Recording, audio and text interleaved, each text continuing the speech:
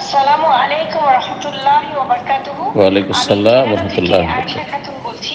জি ভালো আছেন ওস্তাদ? জি আলহামদুলিল্লাহ, বলেন। আলহামদুলিল্লাহ। বারাকাল্লাহ। আমার প্রশ্ন হচ্ছে, আপনি একটা সালাতে আলোচনা করেছিলেন যে নামাজ দুই সালাতের মাঝখানে সহসিজদা আমরা যদি ভুল করি, আমি যেটা জানি যে সালাতের শেষে সহসিজদা দিই বা সালাতটা সালাম ফিরিয়ে, আপনি যদি দুই সালাতের মাঝে যে সহসিজদা একটু বুঝিয়ে বলতেন। দুই সালাম। জাযাকাল্লাহ খায়রান। ও আচ্ছা আচ্ছা, দুই সালাম, দুই সালাত না, দুই সালাম বলেছি। দুই সালামের মাঝখানে মানে ডান দিকে সালাম ফেরার পরে সহসিজদা হানাফিরা করে থাকে, প্রচলিত তাদের নামাজের পদ্ধতিতে যেটা করে থাকে সেটা সুন্নতের খেলাফ বলে আলোচনা করি। সেটা আমি করতে বলিনি, নিষেধ করেছি, বরং যে এইটা ঠিক নয়। হয় সালামের দুই সালামের আগেই আপনি সহসিজদা করবেন, তারপরে সালাম ফিরবেন, তাশাহুদ পড়া নেই। আর না হলে সালাম ডানে বামে দুই দিকে ফিরার পরে আপনি সহসিজদা করবেন, তারপরে সালাম ফিরবেন আবার। এই দুটো পদ্ধতি সহসিজদার ক্ষেত্রে আছে। সহসিজদার উপরে আমার বিস্তারিত কয়েকটি আলোচনা রয়েছে, আশা করি শুনে নেবেন আর বিষয়গুলি ক্লিয়ার হয়ে যাবে। আবার বলছি, সহসিজদা হয় কাবলা সালাম, দুই সালামের আগে, আর না হলে বাদা সালাম, দুই সালামের পূর্বে। কিন্তু দুই সালামের মাঝখানে সহসিজদা, এটি সুন্নতের খেলাফ, এ আমল ঠিক নয়। আল্লাহ তাআলা আলাম। জি, প্রশ্ন করবেন হাসান, আপনি প্রশ্ন করুন।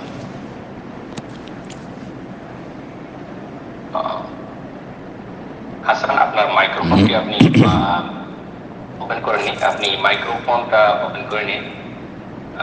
পরবর্তীতে আপনাকে সুযোগ করে দেবেন ইনশাআল্লাহ। পর্যায়ে প্রশ্ন করবেন এমডি আব্দুল্লাহ, আপনি প্রশ্ন করুন।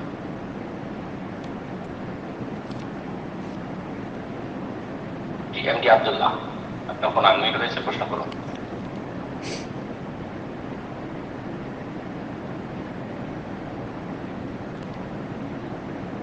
এমডি আব্দুল্লাহ, আপনার ফোনটা আনমিউট হয়েছে, আপনাকে আমরা শুনতে পাচ্ছি না, আপনি প্রশ্ন করুন। যে আপনার কথাগুলো আসছে না, সম্ভবত মাইক্রোফোনের প্রবলেম আছে, একটু চেক করে দেখুন।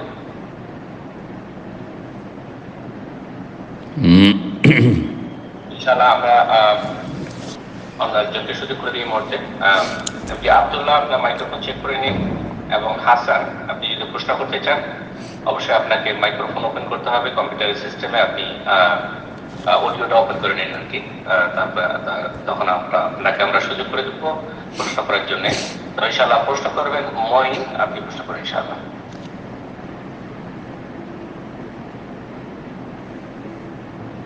মঈন, ফোনটা আনমিউট করে নিন, প্রশ্ন করুন।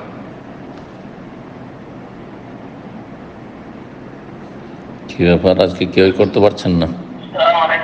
ওয়ালাইকুম আসসালাম ওয়া রাহমাতুল্লাহি ওয়া বারাকাতুহু। বলেন, আপনি তো পুরাতন মানুষ। জি বলেন।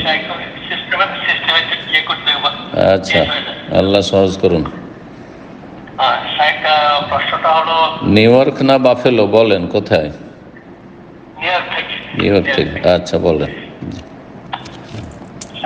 প্রশ্নটা হলো ভাই, নামাজের মধ্যে জোহরের নামাজ বিশেষ করে তাদের স্টাফের কারণে অনেক সময় দুপুরে একসাথে কাজগুলো দেওয়া হয় আগের দিন। তো একটার পর একটা কলগুলা টাইম মেনটেন করতে হয়, কলগুলা মারতে হয়, কলগুলা পিক আপ করতে হয়। জোহরের নামাজের সময় দেওয়া যায় কাজের ভিতরেই।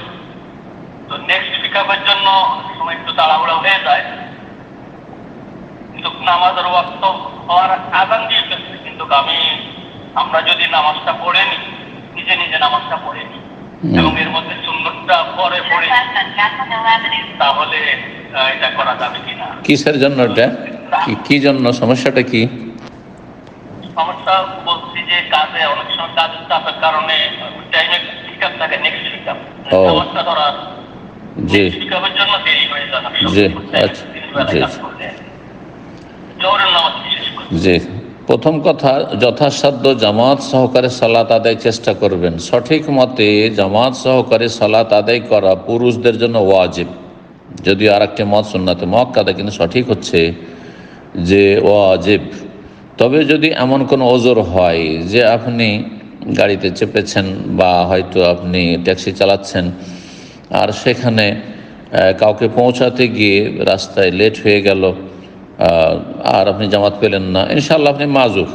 কিন্তু আজান হয়ে যাওয়ার পরে বা সালাতে আজানের সময়, আজান অনেক সময় হয়তো শুনতে পান না মুসলিম দেশে, কিন্তু আজানের সময় হয়ে যাওয়ার পরে আপনি প্রস্তুতি নেন এখন ওযু করার, কোনো জায়গায় গাড়ি পার্ক করার, আর তারপরে মসজিদে যাওয়ার। জি, আর তারপরে প্যাসেঞ্জার উঠাবেন না, তারপরে কাজ শুরু করবেন না। কোনো একটা কাজে এমন এমার্জেন্সি কাজ, এমার্জেন্সি হলে জায়েজ, তখন আর জামাত, অনেক সময় জামাত মাফ। যারা এমন জায়গায় ডিউটি করছেন যেখান থেকে জামাতে গেলে রিস্ক রয়েছে, কারো ক্ষতি হতে পারে, তাহলে তখন জামাত মাফ, তখন একই সালাত আদায় করবেন। এমনকি মসজিদে হারাম, মসজিদে নববীতে যারা আপনার নিরাপত্তায় নিয়োজিত আছেন, নিরাপত্তা বাহিনী, তারা সালাতের সময় দাঁড়িয়ে থাকছেন, জুমার সময় দাঁড়িয়ে থাকছেন, তারা জোহর পড়েছেন, তাদের জন্য জায়েজ, কিন্তু অন্যদের জন্য জায়েজ নাই। জি, তো যদি ওজোর থাকে, যতটা যার ওজোর আছে আল্লাহ তাকে ছাড় দেবেন ওইভাবে। আশা করি বিষয়টি বুঝতে পেরেছেন। জি, আল্লাহু আ'লাম। জি, এমডি আব্দুল্লাহ, আপনাকে আবার সুযোগ করে দিচ্ছি, ফোনটা আনমিউট করে নিয়ে প্রশ্ন করুন।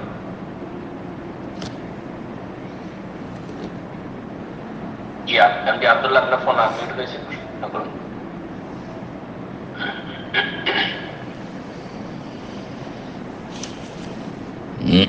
সময় আমাদের হাতে অনেক কম, আমরা আর সুযোগ দিতে পারছি না, তো ইনশাআল্লাহ পরবর্তী প্রোগ্রামে আপনার মাইক্রোফোন চেক করে প্রশ্ন করবেন ইনশাআল্লাহ। আর হাসান, আপনাকে আবার বলছি, আপনি প্রশ্ন করতে চাইলে আপনাকে অবশ্যই মাইক ওপেন করতে হবে, আপনার মাইক্রোফোন ওপেন করে প্রশ্ন করতে হবে। আপনি হ্যান্ড রেজ করেছেন, মাইক্রোফোনটা ওপেন করুন ইনশাআল্লাহ। পরবর্তীতে আবার আপনাকে সুযোগ দেওয়ার চেষ্টা করবো ইনশাআল্লাহ। যে এই পর্যায়ে প্রশ্ন করবেন শাহরিন চৌধুরী, আপনি প্রশ্ন করুন।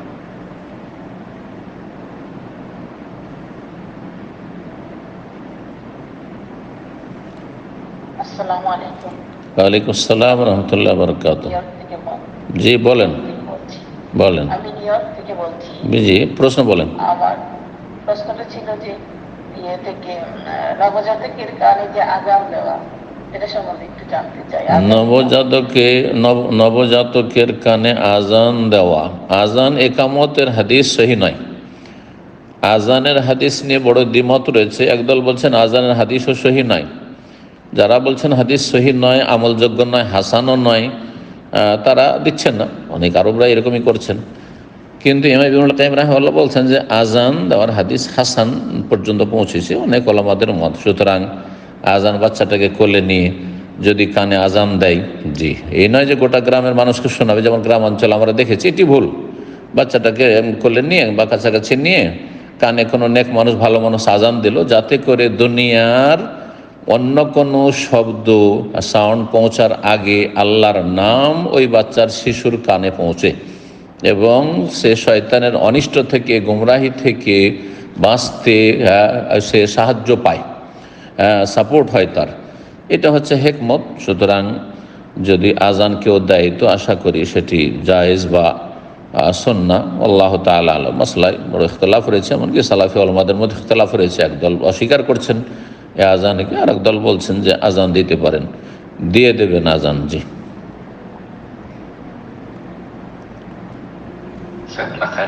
প্রশ্ন করবেন শাহরিয়ার, আপনি প্রশ্ন করুন। আসসালামু আলাইকুম সাহেব। ওয়ালাইকুম আসসালাম ওয়া রাহমাতুল্লাহি ওয়া বারাকাতুহু। জি, সাতক্ষীরা থেকে বলছি। আচ্ছা বলেন। আমার দাদু মারা গেছে এখান থেকে 20 থেকে 22 বছর আগে। জি, আল্লাহ রহম করেন। দাদুর 3 সন্তান আছে, আপু সহ 3 ভাই। এখন আমার ছোট কাকা, মানে দাদুর ছোট ছেলে মারা গেছে গত রমজান মাসে। এখন দাদি বেঁচে আছে। এখন দাদি কি ছোট, মানে আমার কাকা হয়, ছোট কাকা। এখন ওনার সম্পত্তি থেকে কি কোনো অংশ পাবে? কার সম্পত্তি থেকে? আমার ছোট কাকা, মানে দাদুর ছোট ছেলে। ছোট ছেলে মারা গেছে? তার মা বেঁচে আছে। মা বেঁচে আছে, ছেলে মারা গেছে, এই তো? জি, যখন যেই ব্যক্তি মারা যাবে তার ধন সম্পদ, পরিত্যক্ত ধনগুলি ভাগ বন্টন হবে। যখন আপনার দাদা মারা গেছেন আর আপনার দাদি বেঁচে আছেন, তখন তিনি একটা ভাগ পেয়েছেন তার স্বামীর, মৃত ব্যক্তি তার স্বামীর ভাগ পাইছে। যেহেতু ছেলে মেয়ে আছে বা ছেলে আছে, সেই জন্য অষ্টাংশ 8/1 সমন পেয়েছেন, সেটা দেন আর না দেন তিনি পেয়েছেন সেটা, আর বাকিটা ছেলেরা, আর মেয়েরা থাকলে মেয়েরাও। আর তারপরে যখন আপনার দাদি এখনো বেঁচে আছেন, আরেকজন চাচা মারা গেলেন, তাহলে এখন মাইয়েত মৃত হয়ে গেলেন ছেলে, আর মা বেঁচে আছেন, তাহলে মা তার ছেলের ধন সম্পদে ভাগ পাবে। যেমন তার স্ত্রী পাবে, তার ছেলে মেয়েরা পাবে, ঠিক তেমনি তার নির্দিষ্ট একটা অংশ রয়েছে, ষষ্ঠাংশ সদস্য, সেটা আপনার দাদি পাবে আপনার ওই ছোট চাচার আপনার ধন সম্পদে, যিনি মৃত। জি, এটা হচ্ছে শরীয়তের বিধান। আশা করি বুঝতে পেরেছেন।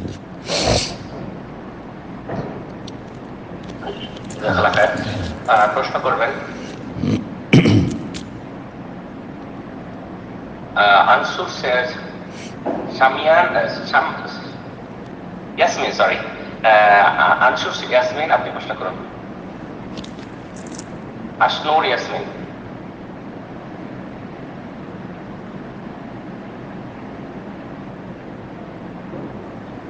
আসসালামু আলাইকুম। ওয়ালাইকুম আসসালাম ওয়া রাহমাতুল্লাহি ওয়া বারাকাতুহু। জি বলেন। ভালো আছেন শেখ? আলহামদুলিল্লাহ। কোথেকে বলছেন? হুগলি শেখ। আচ্ছা বলেন। শেখ, আমার প্রশ্ন ছিল মানে বিজনেসের ক্ষেত্রে ইনভেস্ট করে বিজনেস করলে, তো দুই বন্ধুর যদি মত ঠিক থাকে, একজন যদি ইনভেস্ট, ওই পয়সা কি হালাল হবে? একজন ইনভেস্ট করলো আর আরেকজন ইনভেস্ট করলো না, আরেকজন ওটা, হ্যাঁ আরেকজন, দুজনেরই পয়সা ইনভেস্ট থাকবে, তো এর মধ্যে কম বেশি কিছু পরিশ্রমটা থাকবে, তো এই পয়সা কি হালাল হবে? অবশ্যই হালাল। ইনভেস্ট বা পার্টনারশিপের ব্যবসা, দুইজন তিনজন বা একাধিক লোকে যে পার্টনারশিপ রয়েছে, সেটাতে সম্পদ দিয়ে মানে পুঁজি দিয়েও পার্টনারশিপ হতে পারে। আবার একজন বা কয়েকজন পুঁজি দিয়েছে, ইনভেস্ট করেছে, আর কয়েকজন শ্রম দিয়ে তাতে পার্টনারশিপ নিতে পারে, শেয়ার হতে পারে, সেটাও শরীয়তের বিধানে রয়েছে। জি, তো এই বিষয়গুলি কেতাবু শিরকা বা শারিকা, আপনার শরিক আনার যে বিধিবিধান সম্পর্কে হাদিস রয়েছে অথবা ফিকহের কিতাব রয়েছে, তাতে এই বিষয়গুলি আলোচনা করা হয়েছে। জি, সম্পদ দেওয়া জরুরি নয় বা পুঁজি দেওয়া জরুরি নয় শরিক হওয়ার জন্য। কারো সাথে শরিক হওয়ার জন্য, ভাই আপনার পয়সা আছে আমার পয়সা নেই, আপনি অত শ্রম দিতে পারবেন না, আমি শ্রম দেব, মেহনত করব, আর আপনি টাকা পয়সা পুঁজি দেবেন, পুঁজি লাগাবেন, আর তারপরে আমরা নির্দিষ্ট পরিমাণ একটা ভাগাভাগি করব, লভ্যাংশ। জি, তো সেটাও হইতে পারে, জি, আল্লাহ তাআলা আলম। জি, এবার যে প্রশ্ন করবেন হিকমা মিডিয়া, বা পূর্বে আমি যারা হ্যান্ড রেজ করেছেন তাদের মনোযোগ আকর্ষণ করছি প্রশ্ন করার জন্য। বিশেষ করে এই মুহূর্তে যার সিরিয়াল লিস্টে ছিলেন, আপনার নাম এন্টার করে নিন, আপনার ডিভাইসের নাম আছে, আপনি আপনার নাম এন্টার করুন, যে নামের মাধ্যমে আপনাকে আমরা প্রশ্ন করার জন্য কল করবো। আর যারা গত সপ্তাহের আগের সপ্তাহে প্রশ্ন করেছিলেন, অনেকে হ্যান্ড রেজ করেছিলেন, আপনার মেসেজ করছেন, আমি শুরুতেই বলেছি আমাদের যেহেতু অনেক প্রশ্নকারী আছে, তো তাদেরকে সুযোগ দেওয়ার উদ্দেশ্যে আমরা 2 সপ্তাহ পর পর আপনাদের প্রশ্নগুলো নিচ্ছি। তো ইনশাআল্লাহ এক্ষেত্রে আপনারা আগামী সপ্তাহে হ্যান্ড রেজ করবেন। জাযাকাল্লাহ খায়ের। তো ইনশাআল্লাহ প্রশ্ন করবেন। আর হিকমা মিডিয়া, আপনি প্রশ্ন করুন।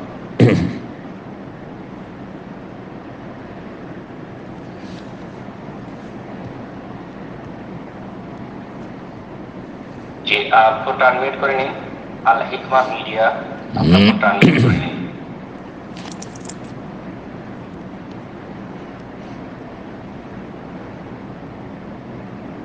ইনশাআল্লাহ আমরা পরবর্তীতে সুযোগ করে দিচ্ছি। জামাল, আপনি প্রশ্ন করুন।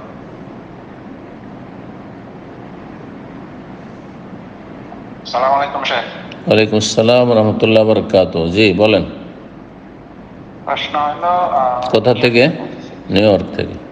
প্রশ্ন হলো, যারা রোগী প্রস্রাবের পরে 2-1 ফোঁটা প্রস্রাব চলে আসে, তারা যদি উমরা বা হজে যায়, শেখ হুসাইমিনের বোধহয় একটা উনি বোধহয় ওনার অপিনিয়ন ছিল যে কেউ এহরাম অবস্থায় সেলাই সহ কাপড় পরতে পারে বা কোনো একটা কিছু করতে পারে।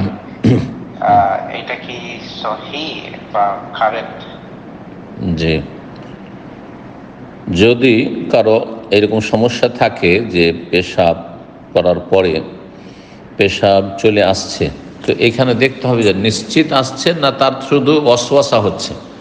অশ্বাসার যদি রোগী হয় তাহলে ভ্রুক্ষেপ করবে না, তাকে বলবো, এবং এতে কোনো যায় আসে না। কিন্তু যদি নিশ্চিত হন যে আমার এরকম সমস্যা আছে, আর যতই আমি ক্লিয়ার করে আসার চেষ্টা করি তারপরেও 1-2 ফোঁটা চলে আসে, এটি আমার রোগে পরিণত হয়েছে নিশ্চিত, তাহলে আপনি মসজিদ হারামে যখন আসছেন জায়গাগুলো যাতে নাপাক না হয়ে যায়। এটা তো সাধারণত পেশাব করে যখন পেশাব শেষ হলো তারপরে আসতে পারে, কিন্তু মসজিদ হারামে এসে তো পেশাব পড়তে থাকবে না। পেশাব যাদের পড়তেই থাকে ফোঁটা ফোঁটা বা নাপাকি বন্ধ হয় না, এইরকম ইস্তেহাজার রোগী, তারা যাতে করে মসজিদে হারাম বা মোবারক পবিত্র জায়গা কোনো মসজিদ নাপাক না করে দেয় বা সেখানে নাপাকি পড়ে না যায়, সেই জন্য তারা সেটাকে ধরে রাখার জন্য পাম্পার্স ব্যবহার করবে। আজকাল পাম্পার্স রয়েছে, বা কাপড় বেঁধে রাখবে। সেই ক্ষেত্রে যদি জাঙ্গিয়ার প্রয়োজন হয়, যে আন্ডার প্যান্টের পরে প্রয়োজন, সেটা ব্যবহার করবে, সেটা জায়েজ তখন। জি, সেটা জায়েজ। কিন্তু এই নয় যে সেলাইকৃত মানে পায়জামা পরবে, সেলাইকৃত মানে লুঙ্গি পরবে সেলাই করা, না না, এটা নয়। জি, এহরাম ওপরে থাকবে আর ভিতরে সেটাকে নাপাকিকে বাধা দেওয়ার জন্য। তারপরে এইরকম রোগীর উজু নষ্ট হয়ে যাচ্ছে, পেশাব বেরিয়ে আসছে, উজু করে এসছে, তারপর পেশাব বেরিয়েছে, তাতে কোনো যায় আসে না। বিনা উজুতে বাইতুল্লাহর তো অফ করবে যদি মাসলা ইখতলাফ রয়েছে। কিন্তু কথা হচ্ছে যে এ তো নিরুপায়, এ তো পাক থাকতে পারছে না। যার হাদাস নাপাকি হচ্ছে দায়েমি মানে স্থায়ী, সে পাক পবিত্র হতে পারছে না, সেই ব্যক্তি ওই অবস্থায় সালাত আদায় করবে, ওই ব্যক্তি ওই অবস্থায় বাইতুল্লাহর তওয়াফ করবে, কোনো অসুবিধা নেই। তবে মসজিদ অথবা আল্লাহর ঘর বাইতুল্লাহ বা মাতাফ তওয়াফের জায়গাগুলি যাতে নাপাক না হয়ে যায়, সেটা ধরে রাখার জন্য যেমনটা বললাম জাঙ্গিয়া, পাম্পাস ইত্যাদি বা কোনো পটি ব্যবহার করবে। জি, জাযাকুমুল্লাহ খাইর। বারাকাল্লাহ ফিক।